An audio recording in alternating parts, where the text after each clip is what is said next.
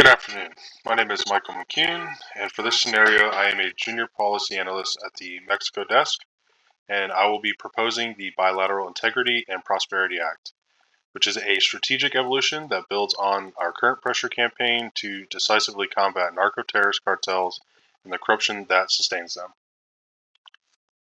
For our policy objective, we can leverage the February 2025 designation of the six major Mexican cartels, to which includes Sinaloa and CJNG, as foreign terrorist organizations to systematically dismantle their operations and financial networks, also while rooting out the systemic corruption in Mexican institutions that continues to enable them. The goal is to further reduce drug flows into the United States, lower homicide rates within Mexico as well as the U.S. border, strengthen the rule of law, and promote long-term regional stability. For key recommendations, first things first, anti-corruption.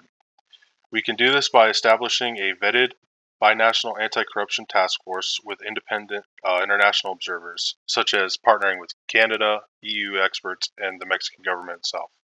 This would investigate and prosecute corrupt officials at federal, state, and local levels, which directly complements our existing FTO designations, sanctions, asset forfeiture, and financial disruptions under the Kingpin Act and related authorities. Up next would be economic incentives for resilience. We could launch targeted opportunity zones in high violence, cartel affected regions with conditioned U.S.-Mexico investments in legal employment, such as agritech, advanced manufacturing, and workforce training. All assistance would tie to verifiable benchmarks on corruption reduction and violence metrics, which move beyond the security-focused Merida initiative and bicentennial framework by addressing the economic drivers that fuel cartel recruitment. And lastly, security and intelligence integration. By deepening real-time intelligence, we can share joint operations through vetted Mexican units, building on recent success such as U.S. intelligence support for the Operation Neges El Mencho and the transfer of dozens of high-value cartel figures to U.S. custody. By prioritizing financial tracking, precursor chemical interdiction, and arms flow control while strictly bypassing corrupt elements. Some anticipated challenges and solutions to those challenges. The first one being Mexican sovereignty concerns and political resistance, which will remain significant as seen in ongoing tensions over potential actions that we've done recently. We counter this by explicitly framing the compact as a sovereign respecting partnership with joint metrics, using Mexican co-leadership on implementation and full transparency, ultimately reducing the need for tariff escalation or other unilateral measures.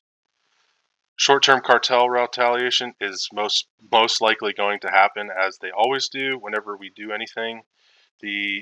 We can mitigate it through phased rollout in pilot regions, supported by surge intelligence, as well as rapid response capabilities already demonstrated in other recent bilateral operations. Some potential outcomes. If we do implement this act, we can accelerate recent gains by further declining the U.S. deaths from drugs, reduce the homicides within Mexico as well as the U.S. border, stronger institutions, economic revitalization, and vulnerable areas, and lower migration pressures driven by violence.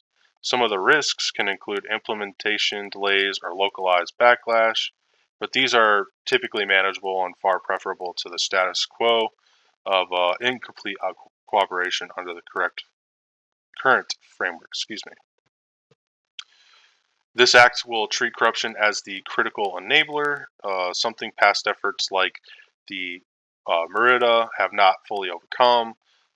This will also use economic opportunity as the sustainable counterweight.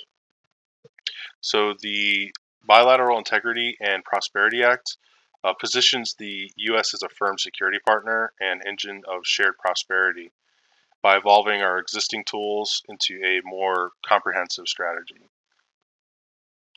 And I stand ready to provide supporting details or answers regarding this brief. Thank you.